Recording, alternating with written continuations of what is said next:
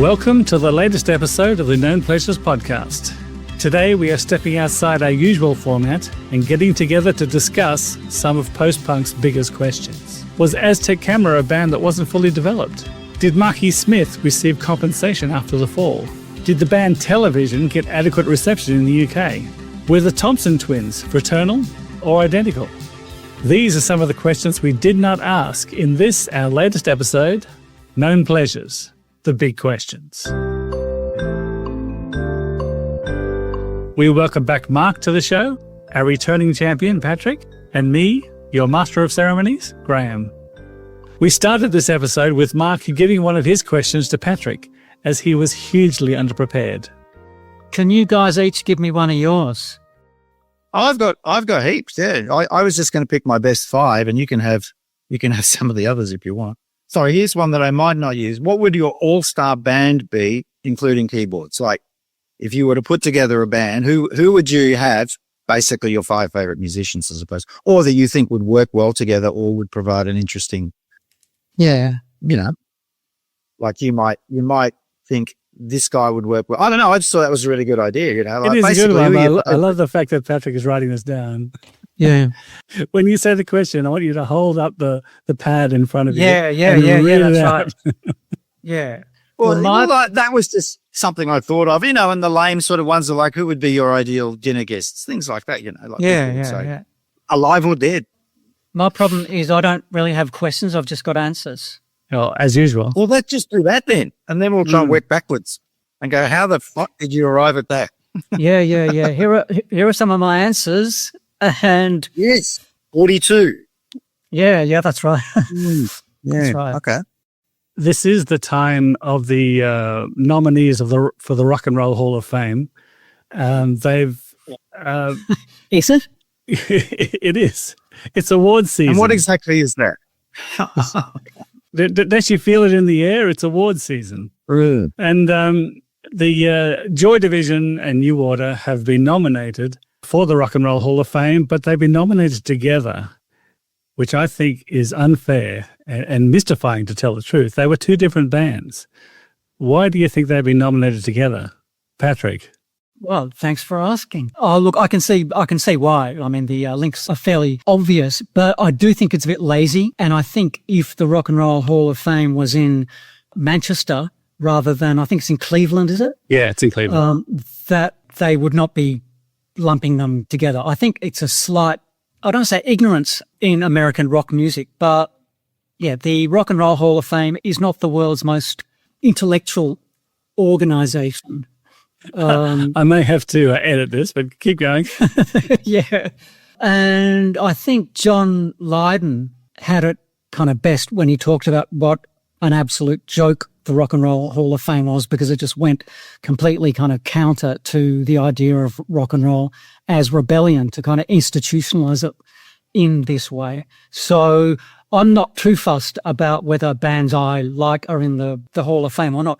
And it's also a bit of a weird one because Joy Division and New Order, I think, have had a grand total of 0 hits in the US. Yes. So, yeah, it's a weird one. Mark, what do you think?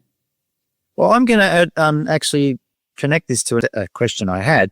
If Martin Hannett had not seen something in 4 kind of wannabe punks from Manchester and thought he could do something with them, i.e. 2 albums and a few singles, would anybody be talking about Joy Division today? Would anybody have ever heard of them? Graham? I don't think so. It's difficult. Sometimes I separate the 3 members from Ian, because Ian was quite exceptional and he was definitely different to all of the other lead singers as well, whereas the 3 musicians were kind of like every other punk musician in England at the time.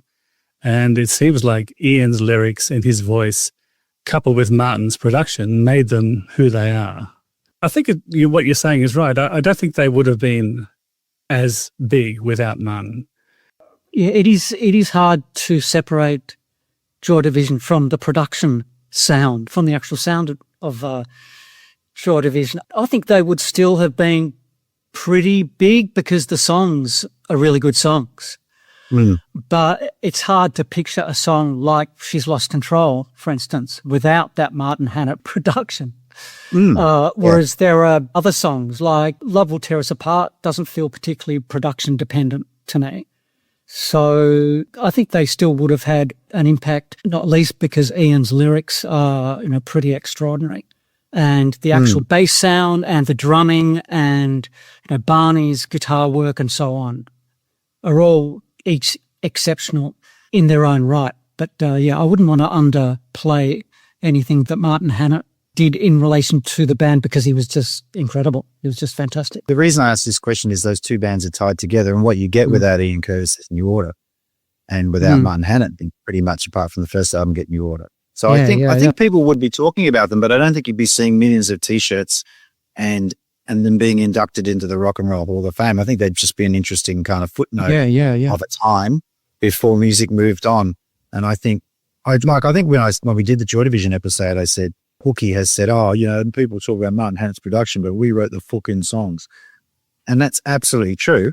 But if you listen, as I said on that, if you listen to the RCA album and that he wasn't involved in Martin Hannett, I don't think people would be talking about that album today as they talk about Unknown Pleasures today. So my answer to the question would be no, they wouldn't be, but I get what you're saying, that they'd still be an important part of the story. But they're a different band, though. My point is that the instrumentation, New Order are like an electronic band. They have a different singer. Their songs were different. To just lump them together is, as you say, Paddy, is lazy for a start. But it's, I think both bands deserve to have their own time in the sun and their own award, even as frivolous as the award is. Well, it is quite weird to think that they're being honoured for both Love Will Tear Us Apart and Blue Monday. It's like, what's the link between those two songs? Those two songs, yeah, exactly. Well, they're the two biggest hits that each band has had, I suppose. That's the only thing. Yeah, just about. They're the two songs that the remaining three members are living off, I should think, for the most part. If you wrote one of them, you'd be living well, let alone two. Yeah, no, that's right. Okay, that's a good question, Graham. Very good. There you go. Paddy? And we're off. What's your answer? So what's the question? Give us the answer and we'll work backwards from there. Mark and Graham, you've come up with all sorts of questions and I have several answers. And I'm hoping that there'll be some sort of link between the two at some point. But there are no guarantees. I do have a question. Who do you think had the worst haircut in post-punk? That's an easy one, but I reckon we should try not to put it on the Flock of Seagulls on Mike's score. Well, I almost feel like the electro pop, the new pop sort of era of 82, 83-ish is maybe a bit too easy to kind of latch onto. That's what I mean. Should we take Mike's score out of the equation to make it? Yeah, that's right, yeah. I did immediately think of the Vapors. Oh, yes. Oh, actually, I don't like that. That's a Peridot mullet. I quite like that haircut. Yeah, I know the one you mean. And I think it's also interesting that there are certain hairstyles that kind of looked okay at the time, maybe, but history has not been kind.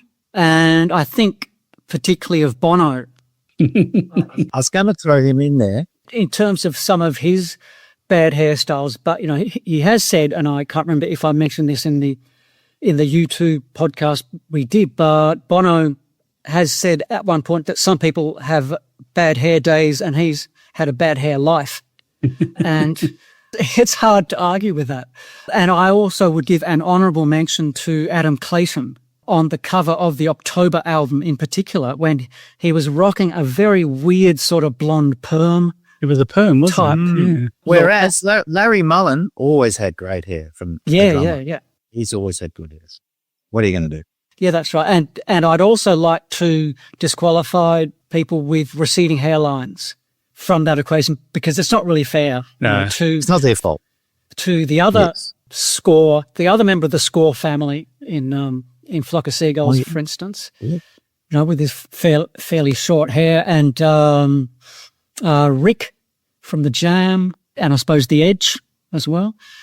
We don't know what's under that beanie, though, do we? Really? Yeah. I'm going to go controversially, if you don't mind me stepping in. Nick Cave with the Bird's Nest. That inspired a lot of bad goth haircuts. I mean, I understand why he did it because he sort of reacted against the short hair and went long hair. And that whole thing. Susie may have done it just prior to him, but there was an explosion, if I can say that, of upside down hair. Explosion in the wig factory.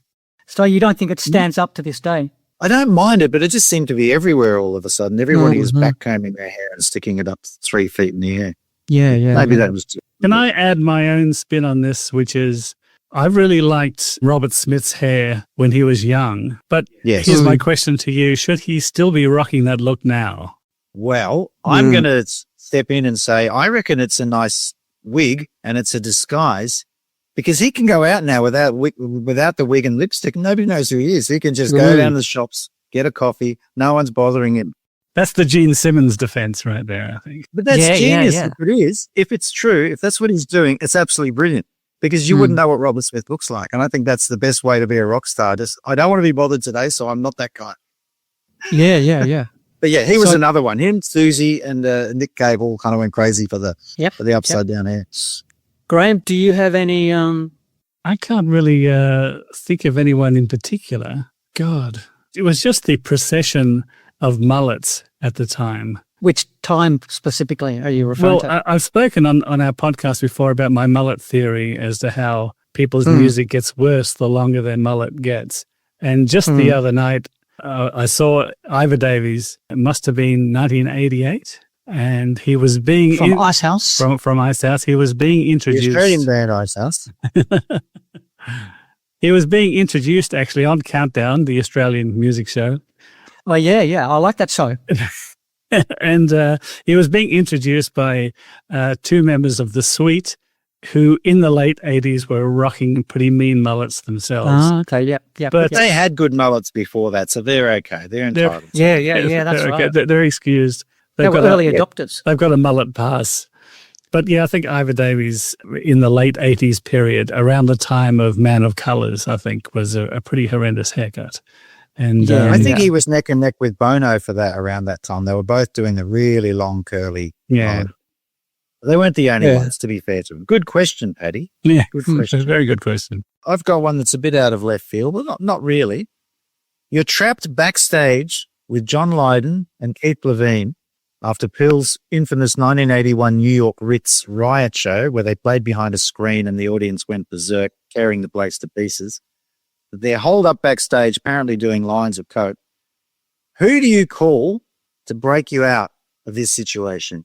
You've got Nick Cave, JJ Burnell, or Peter Hook on your speed dial proto Motorola brick phone. Who do you call? You're trapped backstage, riots going on. You've got Nick Cave, JJ, or Peter Hook. Boom. Who do you call? It's got to be JJ every day of the week because why is that, buddy? There is no situation that he couldn't fight his way out of with his or into. What was it? 8th degree or 8th? Is it called degree? Oh, the belt. Don't get it wrong. Yeah. He's an 8th. The Dan. I think it's called a Dan or something. Yeah. Plus, I'm assuming he would have his bass guitar with him to wield as required. Being slung low. He could get in and get you out as well. Yeah. Good answer. That's right. Good answer. What do you think, Ryan? I think I'd call Peter Hook, mainly because I think he'd be more reliable. JJ is a bit of a loose cannon, I think. Whereas, what do you think? Nick Cave wouldn't be reliable back in the 81? No, I don't think so. Peter Hook was the guy who drove the van. Yeah, well, that's right. So there's an inbuilt reliability. That's what I was saying. The person trusted with the van driving. Yeah. All right. Okay. Well, I picked these three because they're particularly pugnacious and don't mind a fight. No. On stage or off.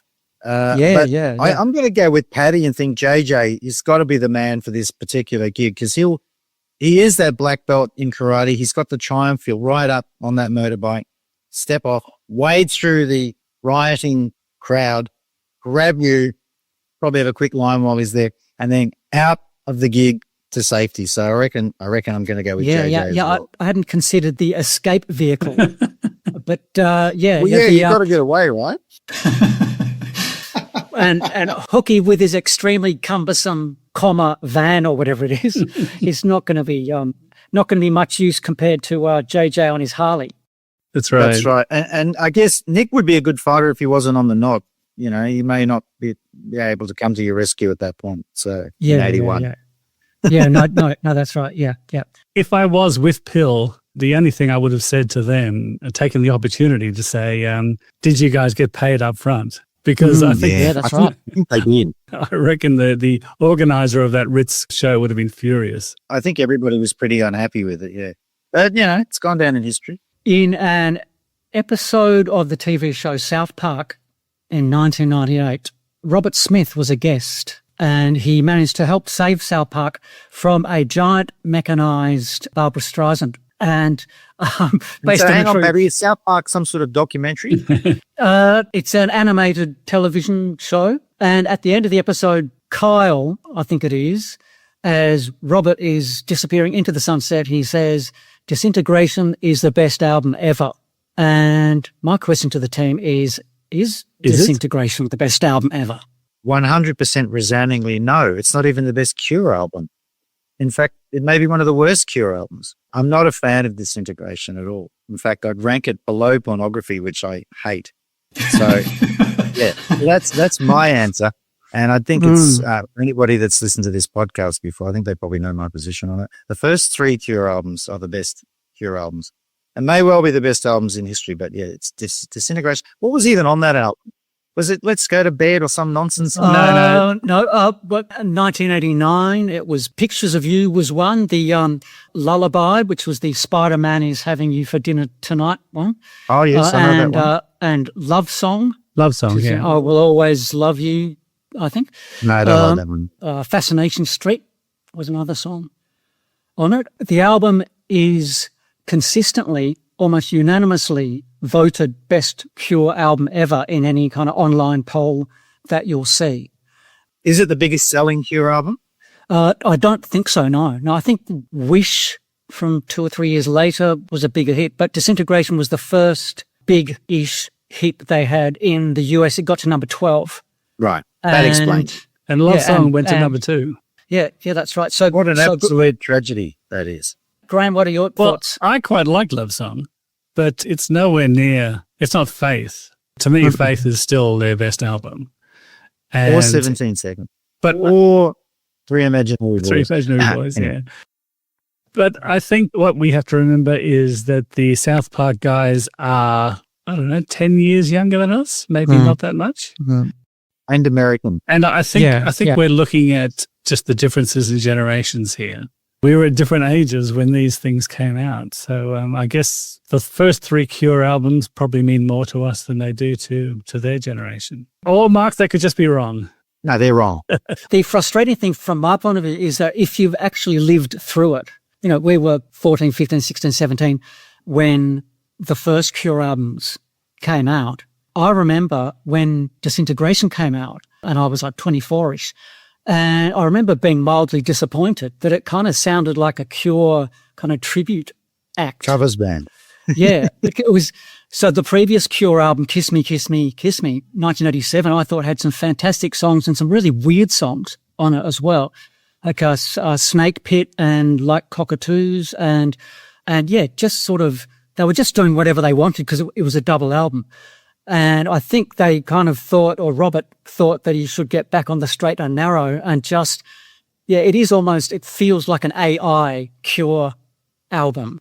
Yeah, and so I quite liked it when it came out, but I really wanted to love it. And so the idea that it's become so revered subsequently, and I think you're exactly right when you say that it's people who are 10 years younger and probably American, or both, who they heard it when they were 16, 17, 18, let's say. And I'd be curious to know how many people of our vintage think that Disintegration is the best Cure album. I think in America, maybe these young kids who discovered the Cure with Disintegration, their older brothers and sisters were listening to Journey and REO Speedwagon and stuff like that. So maybe Disintegration was just something that was really weird to them. Or absolutely. Yeah.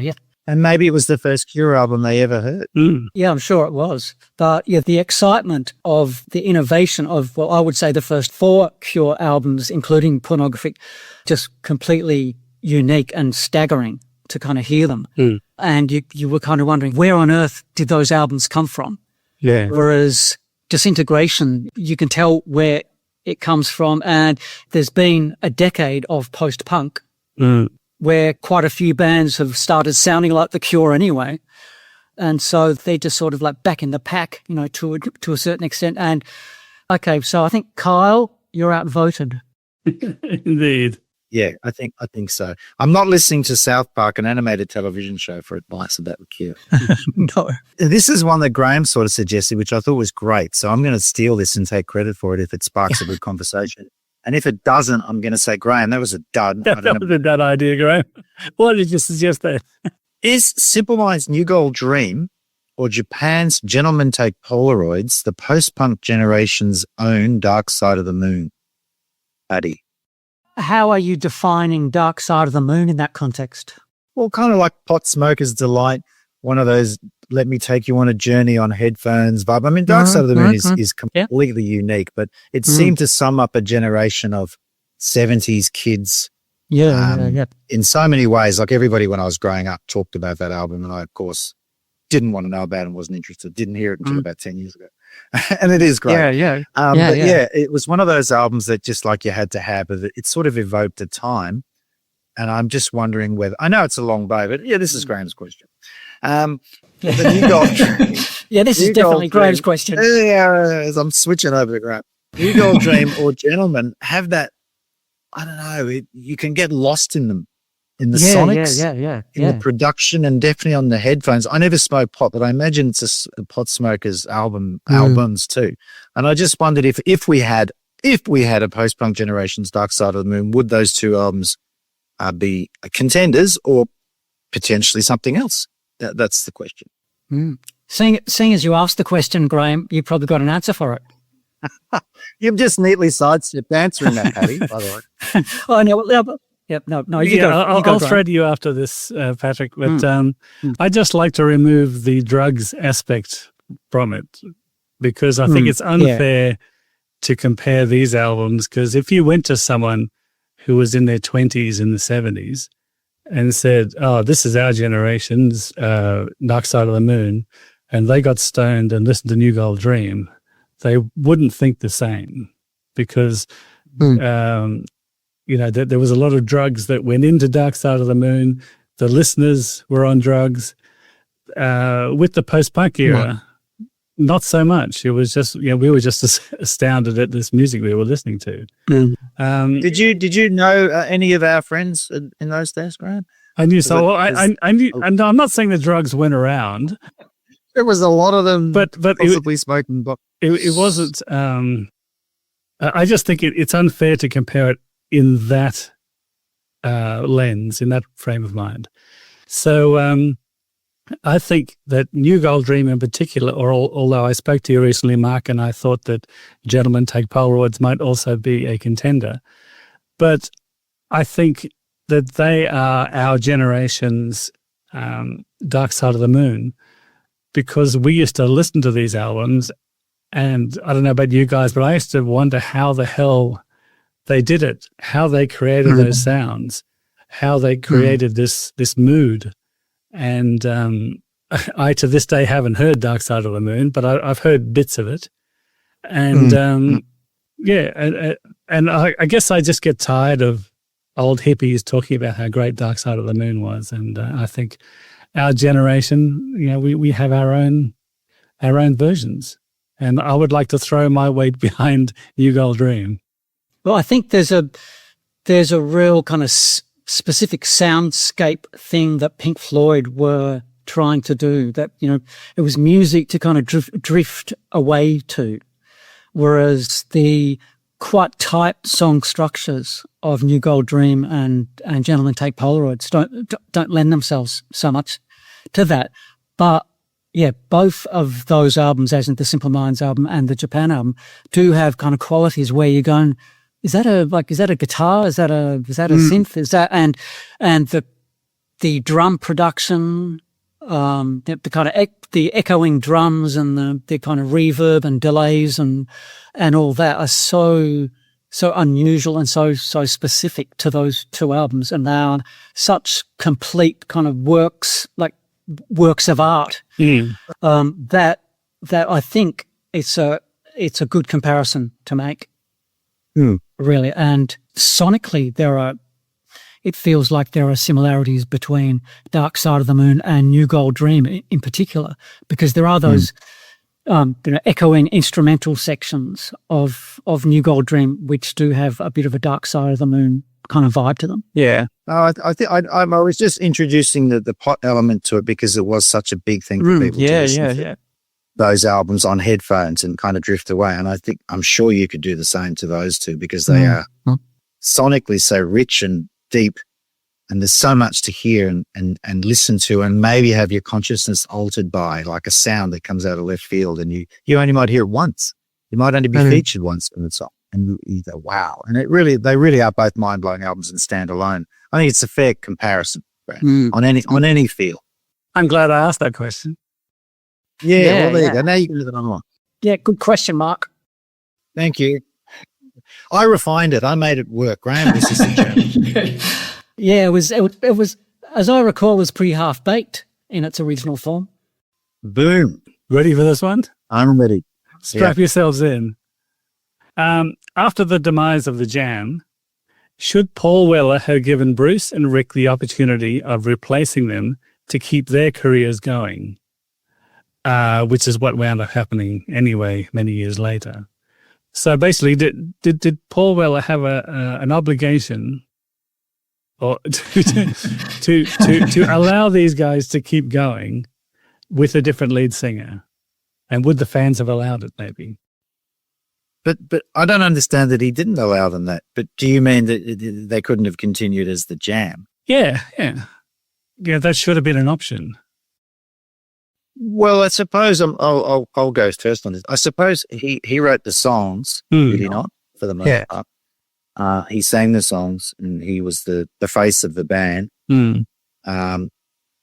Bit tricky to lose your lead singer and continue with any band. I mean, Van Halen might beg to differ, AC/DC might beg to differ, but not many bands have survived the death or otherwise of the lead singer and continued on in that same form to any success. I think we talked about this recently, Graham. I can't think of many bands that have done that. I know that I've singers that have gone solo and been successful, but I think I don't think he stopped them from doing anything. They could have just as easily gone, we're the two guys from the Jam and we're going to get in Sammy Hagar and we're going to take this as far as we can. And that's my next question. If they got in Sammy Hagar, would they have been the Jam still? It would have been a hell of a ride. For sure. That would have been interesting. Paddy? Yeah, I mean, I didn't have strong feelings about the Jam anyway.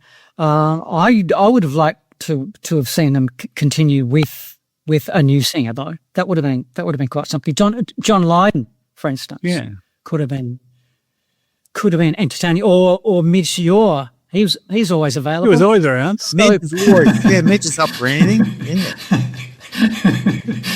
Actually, Mitch, definitely Mitch. Yeah. Okay. That wasn't such a great question, but anyway, I'll decide. And that was yours. That's that's 100% your question. I'll decide later whether I keep that one in or not. I think that's a good one. Okay, Patrick, I'll go over to you now. I don't have any more questions. What are the questions? You've run out. That was your two. I had the worst post-punk hairstyles and the disintegration question. But didn't Mark give you a question? I gave him an example. Yeah. Oh, okay. Oh, right. So it was such a great question that I've forgotten it already. You wrote it down. I'll just check my notes for this spontaneous question that's just popped into my head. And tell me if I'm getting this right, Mark, from my imagination. Can you guys imagine the perfect all-star post-punk ensemble that would blend perfectly to make to write the perfect song together?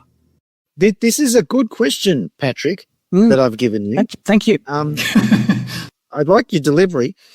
This is kind of an AI thing, which I'm not a fan of, but you could potentially, Graham, you being the studio whiz, could potentially come up with something like this.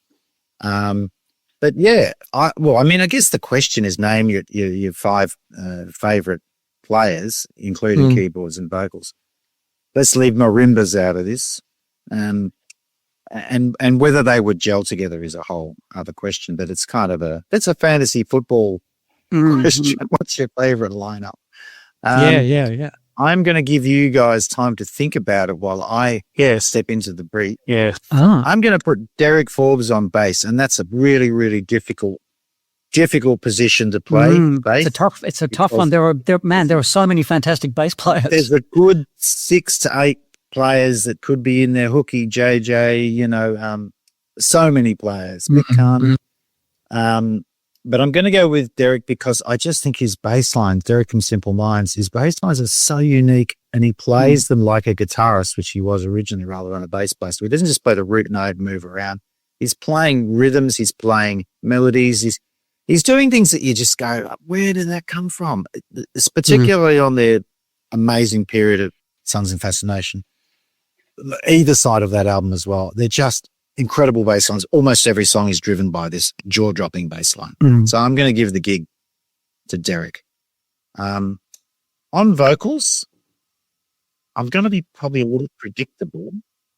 It's a tough one as well. I'm going to be a little predictable, but I'm going to go with Ian Curtis just because if you want a lead singer to be a tortured genius that no one understands with poetry in his blood, that then kills himself at the height of their powers, there's only one contender. It's Ian Curtis. And his voice, I've been listening a lot to Joy Division recently. His voice it's just got something about it, especially when he in the latter stages of their career, when he starts to do the baritone sort of Frank Sinatra sort of stuff, like on Atmosphere. There's just nobody else like it for me. I'd like to see how he would have been in a different band, which of course we'll never find out. Keyboards. This is a tough one. So you have plenty of time to think about your answers, and you can have the same answers as me if you want. Yeah. I'm thinking probably it's a bit of a weird one, but Nick Rhodes was a really interesting keyboard player. I really liked him, but I think it's going to be Mick McNeil. Yeah. Just because, again, I just could never understand what he was doing, and it was so unpredictable and so interesting, and so it's added to the song's textures. Never took over, was never front and center, never showy. And I really liked that about what he did. It just added so much color and left room for the other instruments. Probably why I would give it to him. Dave Greenfield, for example, was a fantastic player, but it's so unique to their sound that maybe he wouldn't be able to play. I mean, the fact that he could play with other musicians was because he was so showy and so good. Guitar, I'd love to say Robert Smith, but only for the first few albums, because when I first heard Robert Smith, I was learning to play myself, and I was playing bar chords and doing the punt sort of stuff. Robert Smith didn't play bar chords; he played these weird open string things with weird sort of notes. I still don't really know what he was doing on those first three albums. It's just incredible, completely unique, and I would love to know what his backstory was to arrive at that place, because I mean, I think we can all say when we first heard, the first album, Three Imaginary Boys or Boys Don't Cry, whatever you're going to call it, the guitar was completely different and very unpumped and very clean and dry, not really distortion on it, but lots of notes and lots of interesting chords. So I think I might have to put him in there. But again, a very, very crowded field. Not very easy. Which leaves drums. That's a really tough one. Is it going to be Steve Jansen of Japan?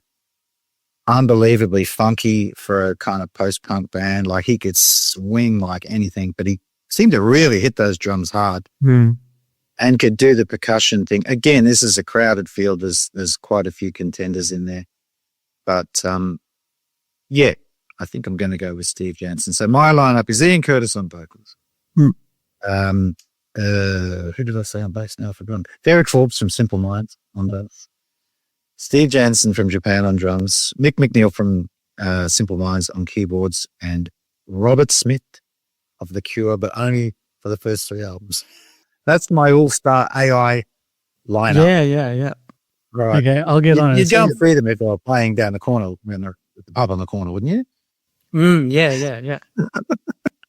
I would agree with several of those. Probably Steve Jansen, Mick McNeil, and Derek Forbes. And I think what's interesting about those three is that there's a kind of a signature sound, I suppose, for them.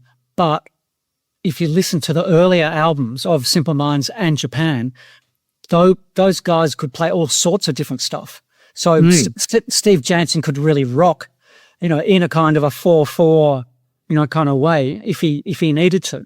So there's real versatility there with all of them. I think Steve Norman from Spandau Ballet needs to be on the bench because he can play some. Oh, I didn't think of that. Yep. He can play so many instruments that it's like he's ready. He's ready, willing, and able. As far as vocals go, It's tough. maybe Jim Kerr. I'm not 100% sure. Again, because there was all sorts of vocal styles that he employed across the first 4 or 5 albums in particular. So he could do the kind of snarling post-punk thing, and he could do the kind of, the kind of classic New Gold Dream echoing kind of thing, and he could do the kind of optimistic, promise you a miracle kind of thing as well. So maybe Jim. And I think that leaves guitar, and it's probably hard to go past Robert Smith for me. But okay. I might change my mind tomorrow about that. And for me, that is across more than the first 3 albums. He was able to do all sorts of interesting stuff, including some pretty kind of heavy metal sort of stuff if he needed to. So I think that's my 5. It's a good lineup. Yeah, I like the sub on the bench idea too. I should have thought of it. I'll just say, by the way, that my answers I hadn't really thought about. Yeah, right. All right, Graham. Okay, now I'm not saying this just because he follows our podcast, but I've got Rusty Egan on drums.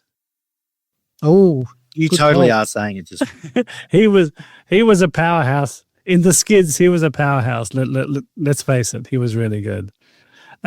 I've got Mick Kahn on bass because it would. yeah. Everything that he does kind of stands out, not just with Japan, but stuff he's done with Midge-Ure and who's your mate, Patrick? Why can't I think of our friends Electric? What's his name? Gary Newman. Gary Newman. Yes. Oh, and, yes. and Pete Murphy from Bauhaus. Yeah, Pete as well. Murphy, yeah. Yeah, no, that's right. Sorry, I'm forgetting so much these days, so just bear with me. On guitar, I've got John McGeoch because maybe up there. That's good call. I was amazed, Mark, that you didn't pick John McGeoch of I thought you would have chosen him too. Susie and the Banshees and magazine fame, and then Public Image too.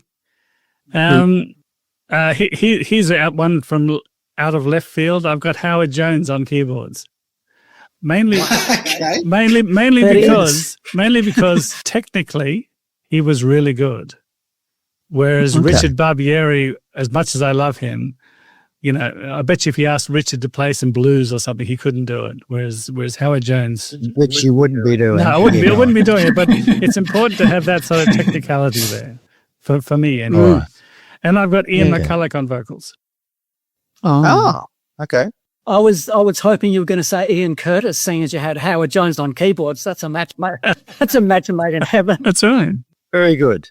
Very well thought out answers there, guys. It'd probably be an absolute nightmare, but it's an interesting idea. And that was a good question, Patrick. Yeah, Patrick, nice. And who would be the band manager? Oh, it'd have to be Malcolm McLaren. Yeah, or what's it? A Dagger maybe? I don't know. Eve Blogger from Spandau. Somebody who was a bit of a hype merchant, but you'd have to keep all those egos in check. It'd be pretty difficult. Yeah. It might only last for one AI'd song. Yeah, that's right. What was the album, in your opinion, from this list that had the most influence and lasting impact on the genre? Joy Division's Unknown Pleasures from 1979, Simple Minds' Suns and Fascination from 1981, or Japan's 1979 Quiet Life?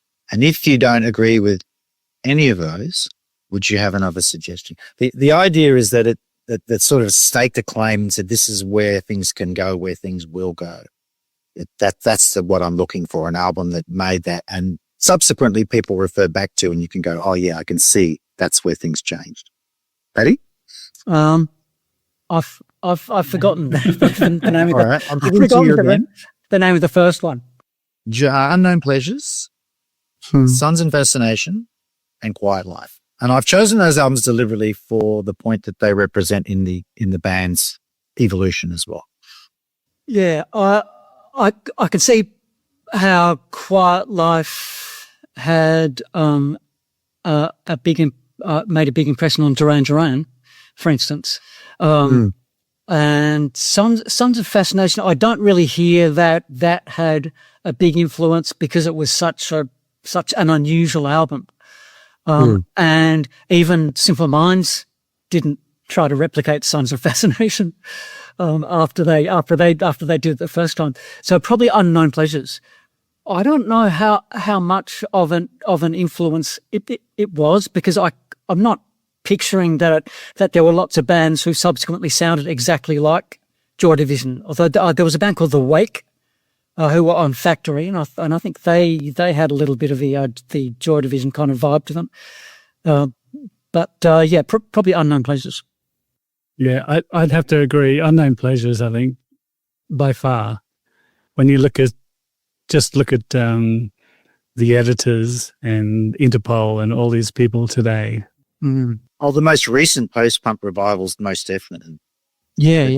A lot of people, I remember Robert Smith saying at the time about Unknown Pleasures that when he heard Joy Division, he was like, right, well, the game's just changed, and you can hear obviously very, very big Joy Division influences in subsequent Cure albums, particularly Fate and Phonography.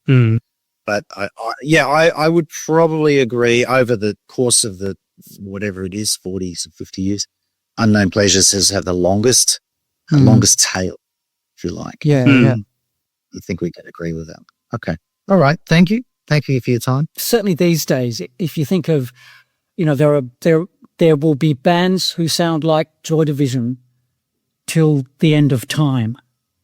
Yes. And Martin Hannett has a lot to do with that. Again, that was back to my very first question. Without Martin Hannett's production, I don't think that influence is anywhere near as pronounced. I mean, it's not the only thing. I keep saying that, qualifying that, but yeah.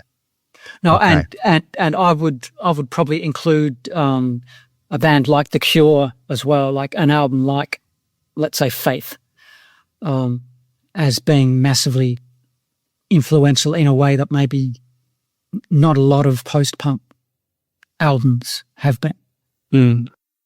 Has there ever been a music genre that relies so much on being there as post-punk? Because when you look at like the British invasion bands, the psychedelic movement, glam, 70s rock, then into hip-hop and grunge and everything, you can see what's happening and you can kind of understand what it's all about. But when I talk to young people about post-punk, I often find myself saying, well, yeah, you really had to be there, because it was something that was so reliant on what happened just before it, which was punk. And a lot of people knew about punk, and a lot of people didn't really care about it. We didn't like it. Didn't like it in broader society. And then probably the next big thing to happen for a lot of people was hip hop in America anyway, hip hop and then grunge. And it's like, sometimes I feel like post-punk has been overlooked by a lot of people. I would answer that by saying you always had to be there. Like, I don't think you can understand the 60s unless you were in the 60s, and I wasn't. I was a child. So it doesn't have the resonance. But you're right. Without punk preceding it, it doesn't make any kind of sense. And when sometimes I mention the terms post-punk to people, they think I'm talking about after Green Day.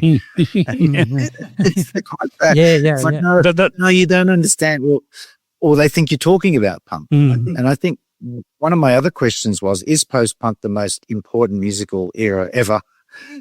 And if not, why? So that obviously is how I feel about it. But yeah, I think you're right. You had to be there. You have to have the reference points. You have to see what came before.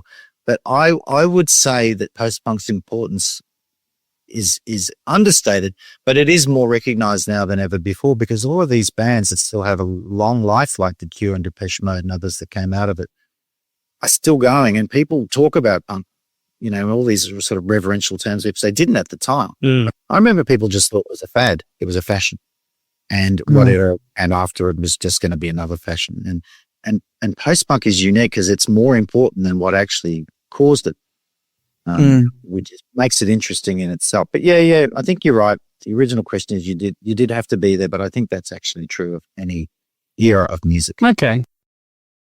Well, ironically, post-punk was probably at its lowest level of popularity immediately after post-punk happened. When everyone went back into more sort of singer-songwriter mode and more guitarish, you know, REM sort of stuff, and U2 as they got more pop became popular and pop was okay again. Yeah. I would say that for me, the music that I find most difficult to relate to in terms of how revolutionary it was the very early rock and roll music. So Buddy Holly, you know, people of the Beatles era, you know, Paul McCartney and so on, will talk about how incredible it was, like Buddy Holly's music, and the Big Bopper, of course. But when R.I.P. But when I hear Buddy Holly, and particularly, you know, Elvis is incredible, but Buddy Holly and those kind of guys, I just think, yeah, it just sounds a bit sort of half-baked or something, you know. And I can tell that, you know, if you're coming straight from Doris Day and Perry Como or whatever, Bing Crosby, you know, into the early days of rock and roll, that, you know, it must have been amazing. I can picture that intellectually, but yeah, I just don't quite hear it. I don't think you ever can. That it's not possible to be astounded in the way. I remember having an argument with a friend of mine, maybe 10 years younger, about Never Mind the Bollocks, the Sex Pistols are. And he's going, oh, it's not that good. I don't understand what the fuss about. They couldn't even really play. And I just said, you cannot have any idea about what an absolutely nuclear explosion the Sex Pistols were at the time and how completely revolutionary that was, because you have context now. You have everything that's happened since 1977 to refer to.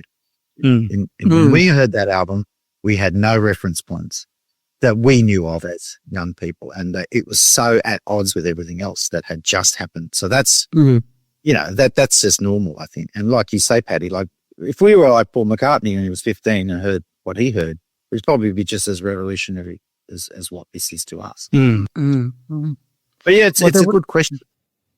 Well, there would certainly, in the wake of punk and post-punk, there were bands who I didn't really know much about. I didn't really listen to them, but like, I don't know, Black Flag or those kind of, so I don't even know. American punk acts. Bands who played at almost literally twice the speed that the Sex Pistols played at. And Never Mind the Bollocks is a very kind of mid-paced album. Yeah, indeed. And quite sort of gentle, you know, in some ways. You know, it's kind of melodic and it's, you know, well, not so much. It's a caring album. It is. It's a Especially bodies. Especially the song body. It's like a day trip to Bangor. Yeah. It's Just a lovely. bit after. I've got one I think it should be the final question. I'm out as well. So, all right. Well, Paddy, you were out before we started, so thanks for coming along. Yeah. I barely even made it in with your 2.5 questions. The reason I wanted to do this podcast, the idea I had for it was basically sort of a hypothetical thing, and this is the question that started my thought process. And I'm going to throw this out at the end here. So. The gist of it is, and it'll take a little while, but taking into account the whole pre-existing Ramones, CBGBs, television scene in New York in the mid-'70s. Without Malcolm McLaren coming to New York to manage the New York Dolls and seeing Richard Hell and that whole scene, proto-punk scene, without Malcolm McLaren seeing that and thinking, hang on a minute, maybe I could do something back in the UK, but adding a political element to make it, I don't know, because he was into this whole political sort of stuff to do with music. If he hadn't have done that and gone back to England, put this band together, subsequently called Punk, would that have happened anyway? Would something like that have happened anyway? Was music just ready to be changed? Were we just all sick of what was already there? And subsequently post-punk, obviously, afterwards. But was the time just right and he just happened to luck upon it? Great. Thanks for throwing to me. It's a hard question because obviously I think that something else would have happened. But what? You know? Ooh. Young people in the UK were unemployed, they were fed up, and punk was just right for that time. I can't imagine glam having a resurgence or... Maybe ska would come back. Yeah. Or maybe reggae, a bit of reggae as well because of the Caribbean influence on UK Well, that was culture. unique to England. That's right. The US didn't have that. The US didn't have a political element to the punk and it didn't have a look to punk. Malcolm McLaren gave it that whole situationist thing, which was about rebellion, which was about overthrowing the government. And he also gave it the Vivienne Westwood style. I know Richard Hell had some of those elements that Johnny Rotten took on, but Vivienne Westwood gave the entire movement a look. And so it was a unifying thing that everybody could rally around. I don't think the New York bands had anything really. They were just kind of like boring looking. And so they had some great songs and interesting stuff. But Yeah. Richard Hell aside, they all just looked like your average yobbos to me. Vivienne Westwood with the various incarnations of the clothes shops that she and Malcolm ran. It's hard to overestimate. Not underestimate. It's easy to no, hang on. Is it hard to overestimate? See, it's impossible to overestimate. This is the problem I had. Go on. And you just estimate, just in the middle. Yeah. Actually, I'm going to attempt to estimate. Yes. How significant the fashions were. I mean, Vivienne Westwood, as you say, it's like the look was absolutely crucial to the whole thing. And what an amazing look or range of looks it was. But because it wasn't just one uniform. It was just a whole kind of range of possibilities. And all of those bands of that time John Lydon looked amazing, and he had all sorts of different looks himself. Really? Kind of a quite rockabilly one at certain times. Was it that sort of thing? You know, as well as the kind of classic. When he was getting beaten up by Teds, I think he kind of appropriated the rockabilly look for a while. Yeah. Bit of irony. Yeah. As well as the kind of classic spiky hair, and then the mohawks and the zips and you know, just tons of different stuff. And so you know, I think I wonder whether if you were asking who was a bigger influence on the punk scene, Malcolm McLaren or Vivienne Westwood, you know, it'd be a fairly closely run thing. I'd say that they were equally influential because without the political aspect to rally around, it's just another musical movement. And I'd go so far as to say music lacks any political interest in itself these days, apart from the odd band. Public Enemy were one of the famous bands that fused hip-hop with politics, but most bands steer clear of it because it's dangerous territory. Whereas punk was all about that. If you didn't have a political view and if it wasn't left-wing, you were not invited to the party back then. And as we probably all remember, it was rigidly enforced. So that's an interesting marriage of, as you say, the style, the music and the politics, which coalesced into this 18 months of what we know as punk, which then turned into the music that we talk about today. But without that, would any of those things have happened? I know it's a hypothetical, but I just find it interesting to. I was just thinking that maybe synth music would have been the new punk. because those like Suicide. They were doing something very interesting. Yep. Just since that's right, and quite aggressive with it too. That's so true. synths weren't available only a few years before, but by the time 79 comes around 1980 and they're more affordable, maybe lots of young kids would have done, or what a lot of young kids wound up doing is buying these synths and doing something on that. How it would have sound would have been unusual, because if punk didn't happen, punk kind of made it okay for us to not sing perfectly and to not play perfectly. Yeah. And to play with one finger or two chords, or to be aggressive. It could have been aggressive synthesizer music, like I said, like Suicide were doing. Gary Newman sort of got into very early. I mean, he was one of the very first discoverers that you could make aggressive, moody music with these heavy synth sounds. Yeah. And ultra. Yeah. Could have happened, Graham. And Gary Newman came into music via punk and, quite sort of snarly, guitarist kind of music. Anyway, heavily influenced by Ultravox, who were doing something along similar lines. But it's just an interesting question, because I do give credence to the US scene, because it does predate the UK scene. And I read a book about Malcolm McLaren recently, and there were just so many ideas he had, and he just needed avenues for them. And I think going to the US, to New York in particular, in the mid 70s, about 74, 75, I think gave him a jumping off point that he thought, I can take some of these elements and take them back, and subsequently did. Okay, well, I think that's it, guys. That's it. I just realized that at the bottom of the screen, it says Mark, Patrick, and Graham Hunter. I don't know why my last name appears there. I think maybe when you've signed up the very first time, you put your whole name in there rather than I just feel a little bit more exposed at this point, because you... Yeah. And I can see your address, actually, too. I don't know what concerns you at all. Why is your phone number on the wall behind you? Yeah. Expect a visit from some angry Cure fans. Yeah, that's right. Yeah, they'll be sprightly. They'll be young and fresh and angry. They'll be under 50. That's the thing. Yep, carrying their copies of Disintegration. Right. Okay, well, I'd like to thank Mark Seymour and Patrick Mangan for being with us. Yeah, well, thanks for having me on, guys. I very much enjoyed the idea behind it. It was my idea, that's why I enjoyed it.